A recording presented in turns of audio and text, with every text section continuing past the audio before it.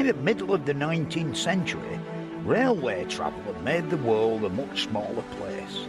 People and goods could be transported the length and breadth of Britain at speeds that nobody could have imagined 50 years before.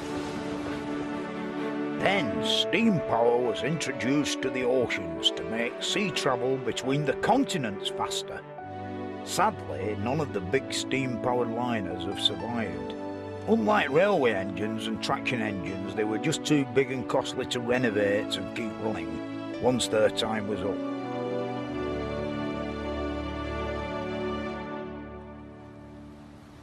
But you can still get a feel of what a steamship was like, because there are still some of the smaller ones around.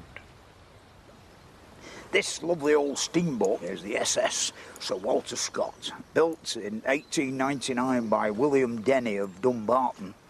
In them days, nearly every Scottish loch had some sort of steamship company plying on its waters to supply the houses and farms round the edges. When it was actually built, it were no great shakes, you know, it was just another steam launch on one of the Scottish lochs. But now, because it's survived, it's quite unique. It's the only one left. And one of the reasons it's survived is it doesn't do any polluting. Unlike a diesel engine that spits all sorts of stuff out into water, a steam engine doesn't. The water of Loch Katrine is the actual drinking water of Glasgow. So they can't afford to muck it up by having diesel engines like on Lake Windermere and places like that. There's nothing actually leaves the boat and goes into the lake. So let's have a look at the engine. This is it. This is what's known as a triple expansion marine engine. And it was really perfected by an American called John Elder in the late 1880s. And of course, eventually it became to be the main unit of propulsion in almost every ship they ever built. And in my opinion, it's not gone for any better. I mean, if you go in a modern ship and there's a diesel engine driving it, it's driving an oil tanker a little bigger than this, but the noise it makes is incredible. The man who looks after it isn't in lovely, tranquil surroundings like what we are down here. He's in a soundproof box with earmuffs on because of the bloody noise. And in my opinion, we've gone backwards when it comes to looking at something like this on the SS Walter Scott. 100 years old and sweet as a nut. The triple expansion engine turns a screw propeller, and it's this that powers the ship through the water. And very nice it is too.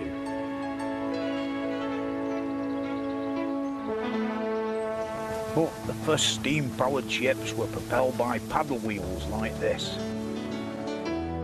The first paddle steamers were built in the early 1800s, but like early locomotives, they had a lot of limitations.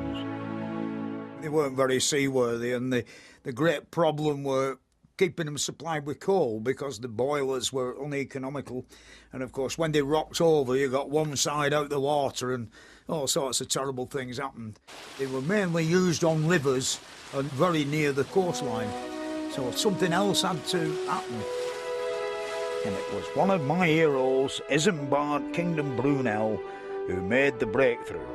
The SS Great Britain was built by Brunel, and it was one of the outstanding engineering achievements of the Victorian age.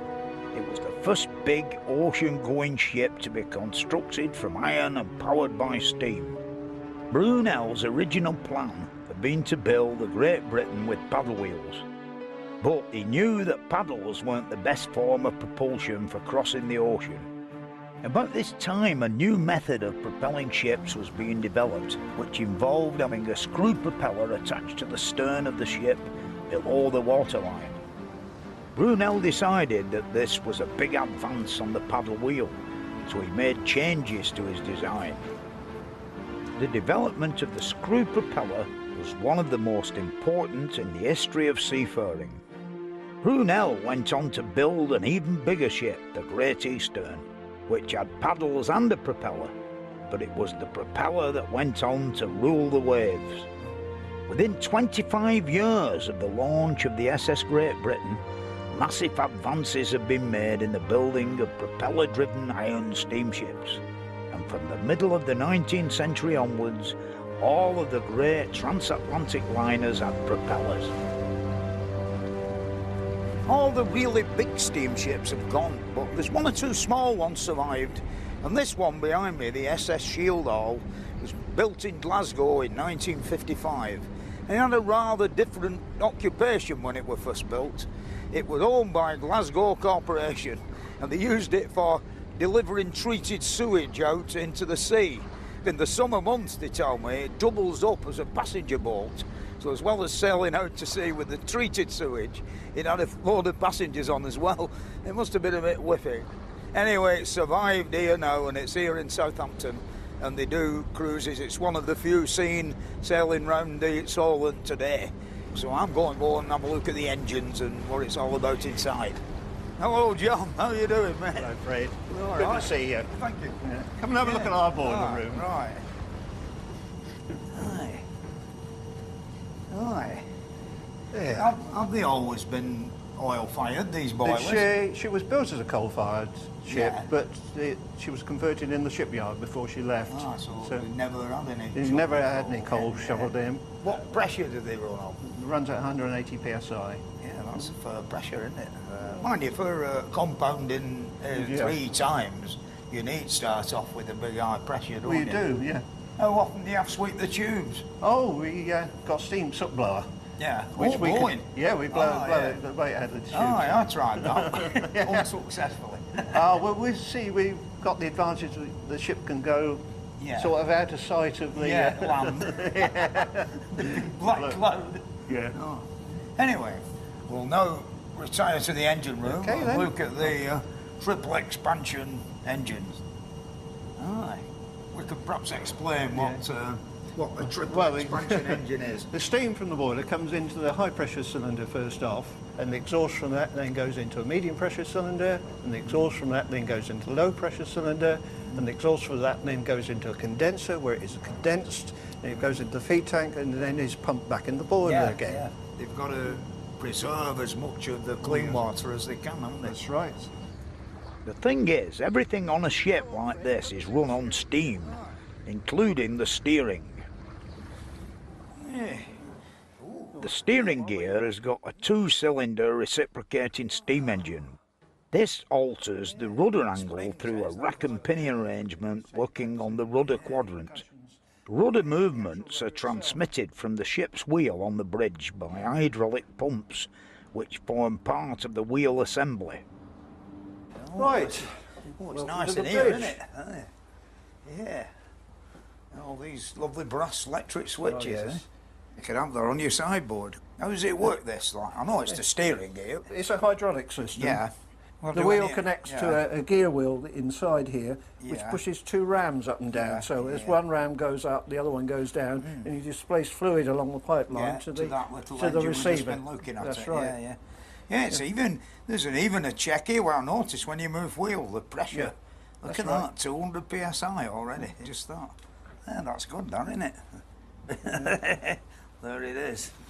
And now it's time to get the engines turning so we can put to sea. Shieldall is fully operational and they do more than 20 cruises every year around the waters of the Solent. Back at home, I've got an interesting old book I can use to explain how these triple expansion engines work.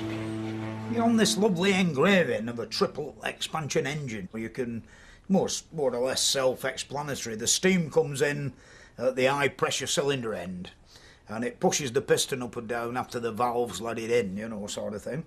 And then it's exhausted into a receiver where it hangs about a bit till the valve on the intermediate cylinder opens, and then it's let through into the intermediate cylinder and it does its work there. And then it's exhausted again into another expansion chamber where waiting in its turn to enter the low pressure cylinder. And then finally into down here, that big square trunking, into the condenser.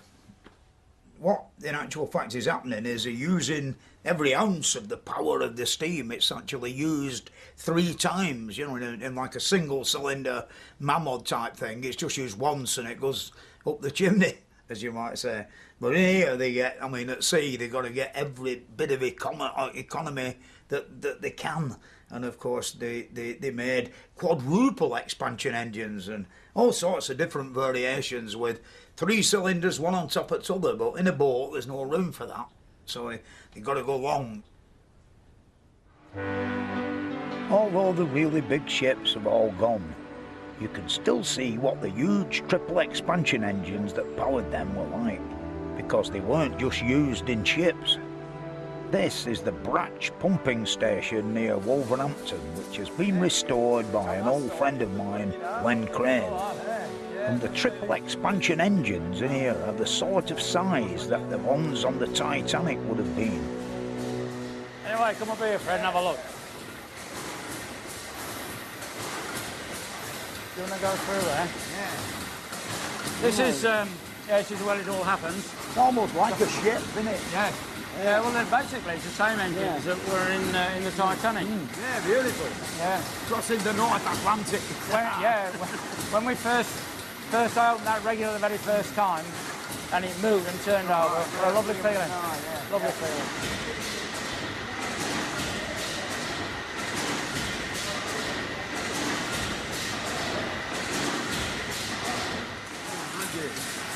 Beautiful. You wonder what they're all for, really, but they're all doing something. Yeah, the world's got to keep advancing on it, but in lots of ways, not for the better, you know.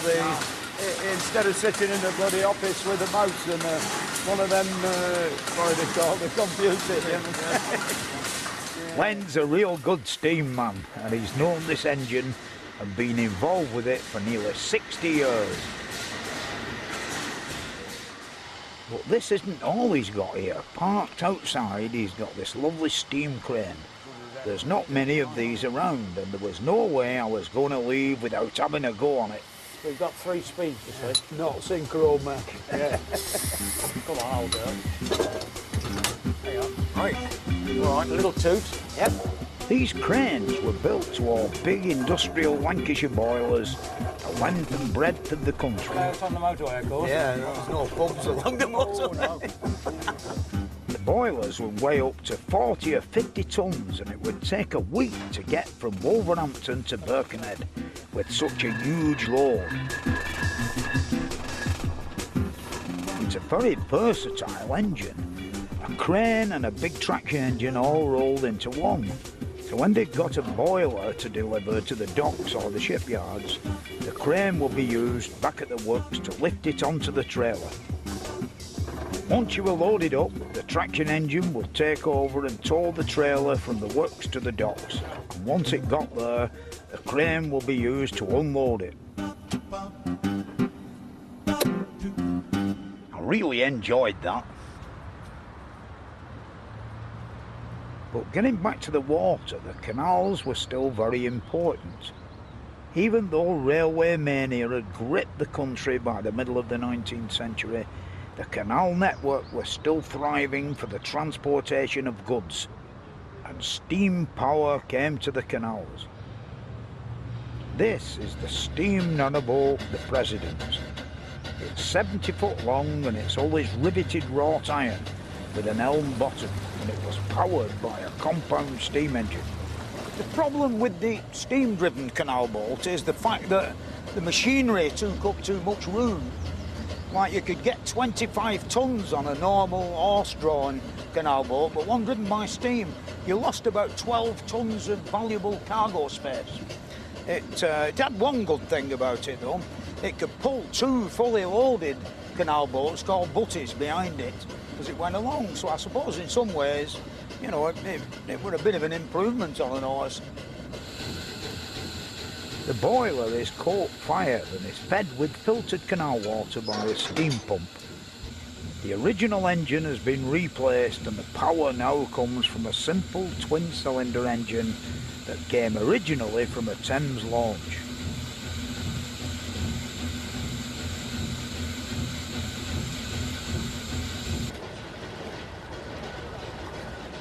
On the canals, the steam engine was put to a variety of other uses, especially for pumping.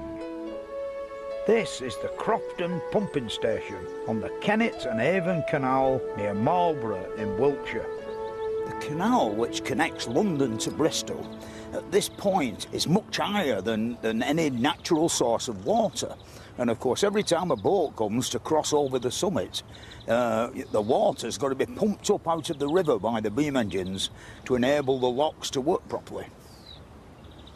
The beam engines were installed at Crofton to make sure that the locks always had a supply of water. The locks are actually 14 feet wide and 75 feet long and contain 70,000 gallons. Every time a canal boat comes along, 70,000 gallons of water has got to be pumped out of the river at the other side of the canal. The building that houses the engines is over a total of 3 floors.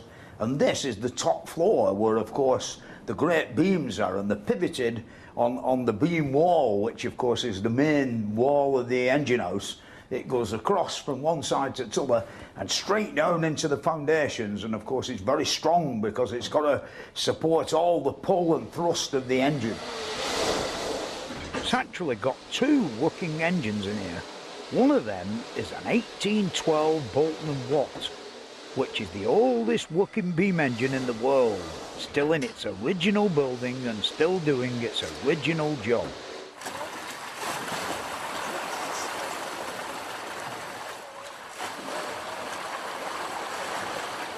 On the middle floor, like, you get some idea of the feeling of power. It's got an 8-foot stroke and 42-inch diameter cylinder or pistons. And of course here you get a good view of the central wall which supports all the beams, which in turn support the great cast iron beam itself.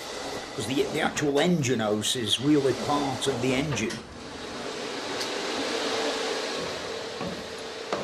This is the ground floor where the engines control from, and at this end is the actual pumping end. Also on this floor, as well as the controls, is the boiler room, which contains 2 Lancashire boilers that run on £20 per square inch. Doesn't seem a lot, that, does it, for moving all this great mass of iron? But the secret is the actual vacuum and atmospheric pressure. By the end of the 19th century, the steam engine was being put to a wide range of uses. And when engineers were faced with the problem of how to construct a bridge over the River Thames that would allow big ocean-going vessels to continue to come upriver into the Pool of London, it was steam power that came to their aid. Because the idea they came up with was a bridge that was based on the bascule principle of a lifting central section, and it was 2 huge steam pumping engines that provided the power to lift the bridge. This is one of a pair of compound steam engines that actually works 2 water pumps that pump up the weights in the accumulator to actually generate the energy to work the hydraulic engines that make the bridge lift up. These 2 large green iron tanks contain approximately 100 tons of iron blocks. And the steam engine works the water pumps that actually pump a column of water up underneath the 100 ton of iron.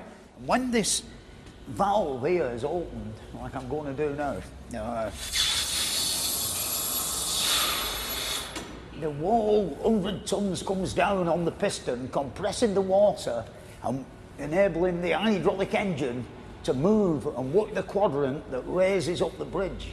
Bascule is actually French for seesaw, and this is the base of one of the piers that the bascules swing down into. In spite of the complexity of the system, they only took about a minute to raise to their maximum, 86 degrees. This is the actual valve that controls the pressure from the hydraulic engines, and of course I've just shut it and down's coming the bridge. Today the bascules are still operated by hydraulic power, but now they are driven by oil and electricity rather than steam. And back in the 1890s, when Tower Bridge was first opened, a revolutionary new steam engine was set to make a dramatic first appearance at an event designed to gain the maximum publicity for it. In 1897, In celebration of her Diamond Jubilee, Queen Victoria had the whole British fleet lined up at Spithead. I think there were 5 lines 6 miles long of British battleships and cruisers witnessed by the crowned heads of Europe and the world. Into the middle of it all, an uninvited guest came speeding through, the fastest thing anybody had ever seen on water. It was the little 44-ton experimental steam turbine vessel that had been built by Charles Parsons. Here it is, the world's first steam turbine-driven ship, the Dibnah, and it's got pride of place in the centre of Newcastle's Discovery Museum. When it were actually in use, they reckon flames used to come out of the funnel, and of course Charles Parsons himself would be in here in this control room shouting instructions down to the lads in the engine room. And I mean, the thing did an unbelievable 34 knots, I think, which is nearly 40 miles an hour, and nobody had ever seen anything go so fast on the water before. The success of the Dibnah really stemmed from 2 innovations. Number 1, the steam turbine, and number 2, the slenderness of the hull. Mr. Parsons did a bit of rowing, you see, so he made it like a rowing boat on the River Cam in Cambridge. With these sort of speeds, the steam turbine could no longer be ignored. The Admiralty immediately took up a system of building destroyers with steam turbines inside them. The steam turbine is like a series of windmills inside a case, so the wind can't escape, you know, sort of the instead of it being wind, of course, it's steam, and it impinges onto all the blades of the windmill, and they're all attached to the same shaft, and of course it makes it go faster. I've got a wonderful book here that describes, I mean, when you look at a steam turbine, it don't look much at all. It's shrouded in sheet tin that covers up the great casing that contains all the works. When we've taken off the lagging, you've got to lift up the next bit, revealing the main spindle. That's what holds it all together, what it all spins round on. And then at the left-hand end here is the main steam valve, or the main delivery of the steam coming in to feed the turbine. There's the main steam pipe. Most of it's lagging to stop condensation. Then we'll sort of take the inside of the outer casing away, which reveals the actual blades, or the windmill part of it inside. There's like a slight taper in these vanes, and the reason for that is at the narrow end the high pressure comes in, and as its energy is expanded, it sort of, you know, it has less power. The vanes are a bit bigger, you see, and that's the way that, you know, it utilises all the full power of the steam. When you see one in reality, it looks ever so fragile, you know, and you think you're going round if a bit of muck got in or something like that, it'd smash it to pieces. And these are the actual turbines in Dibnah. There's actually 3 turbines in here, like a big one in the middle and 2 smaller ones on the outsides, each of which has a prop shaft that sticks out the back end with 3 propellers on each prop shaft. That's some power, you know, when you think about it, sticking out the stern end of the ship. It's crammed a lot of machinery in an hull that's hardly 8 feet wide. It's bad enough, really, with the ship stationary, but what it must have been like doing 40 miles an hour. It must have been incredibly hot. By the 1920s, turbine-driven liners had taken over the world's shipping routes. The steam turbine virtually replaced the older reciprocating steam engine on major vessels. On the seas, the turbine-driven liner represented the high point of overseas passenger travel. Turbines meant that ships were not only bigger than they'd ever been before, but were also faster. The White Star and the French line, among others, were competing to make the biggest and best liners, but the Cunard line was the leader. Alas, you can't see many of them now, but there's still a very special one that you can loop round. This ship is the world's most famous turbine-powered ship, the Royal Yacht Britannia. was built by John Brown at Clydebank. I must say, he made a wonderful job of the hull. When you look at it outside, it's perfectly smooth. And the reason for this is they're actually butt jointed, the plates of the hull. And of course, they're held in position by straps on the inside with a double row of rivets, which is a wonderful way to build a boat. And much cheaper ways, lap them over, and you could see big rows of rivets and a lap joint. But with this method, you don't see anything. It's like as though it were made of plastic.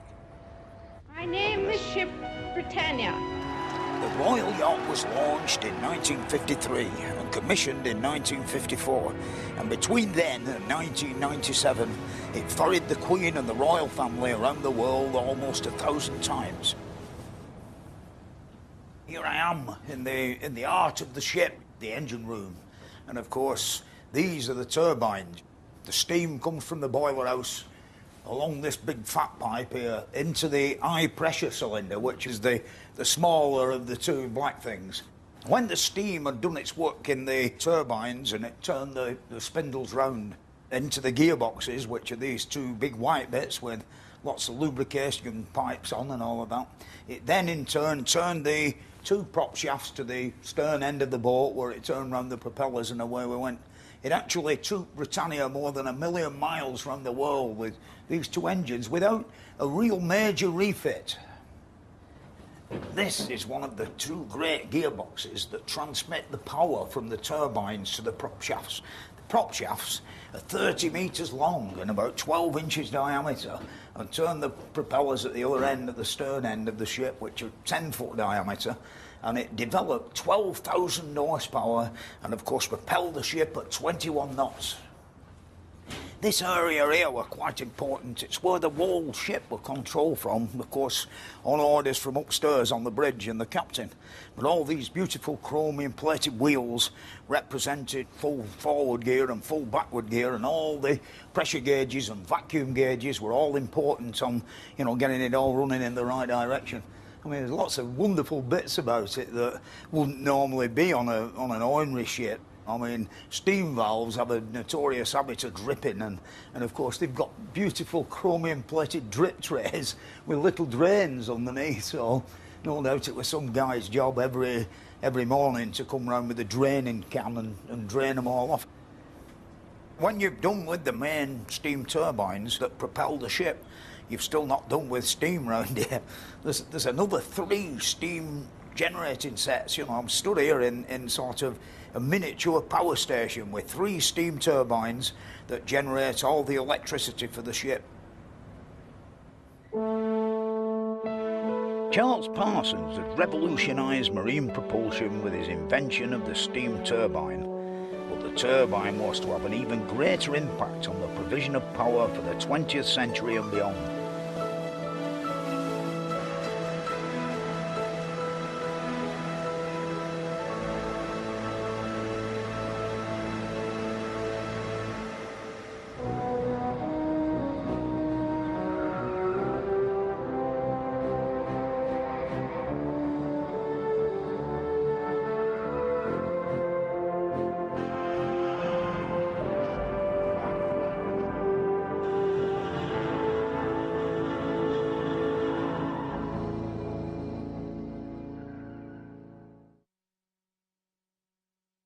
If you like what you see, hit that like button. You can subscribe to us here on YouTube. You can tweet us at HomeEd101 or visit our website homeed.net.